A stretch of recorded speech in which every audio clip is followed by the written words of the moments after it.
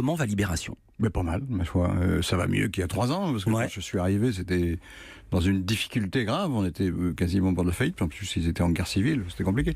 Donc il a fallu d'abord faire des économies, remettre les gens ensemble, quoi, pour les faire travailler ensemble.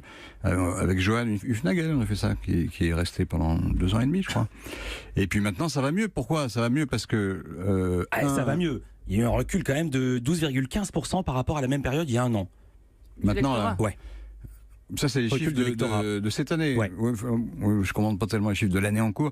C'est parce que j'attends la fin.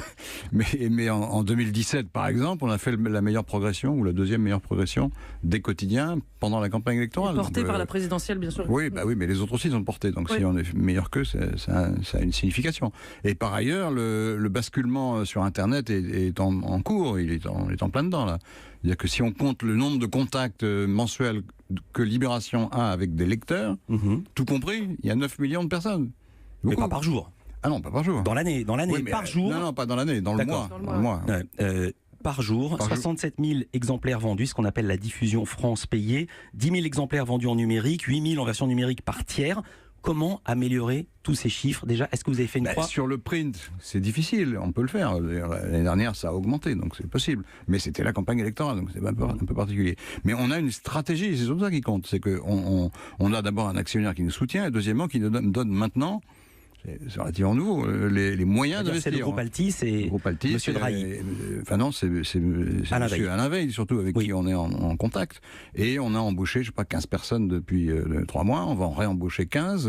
Et on a un projet comment dit-on, d'offres numériques payantes. C'est ça qui compte maintenant. Alors ça s'appelle... Parce qu'il y a eu une erreur tragique qui a été commise sous l'influence des gourous d'Internet, qui sont peut-être bons en technologie, mais qui sont nuls en économie. Ils nous ont expliqué qu'il fallait faire du truc gratuit, qu'il fallait faire gratuit.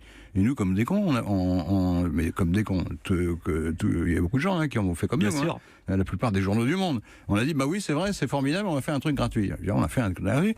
Alors, tous les mêmes gourous, on dit, il y a plein de clics, c'est vachement bien. Il y a des clics, il y a des clics, il y a des clics. Mais il faut monétiser. Mais le problème, c'est que ça rapportait pas de pub. Pour payer les journalistes, je peux pas leur dire je vous paye en clic. Si, vous pouvez leur dire ça rapporte de la pub avec laquelle on va vous payer. Oui, sauf ce qu'on avait un peu craint, subodoré, c'est que la pub elle est allée chez Google et Facebook.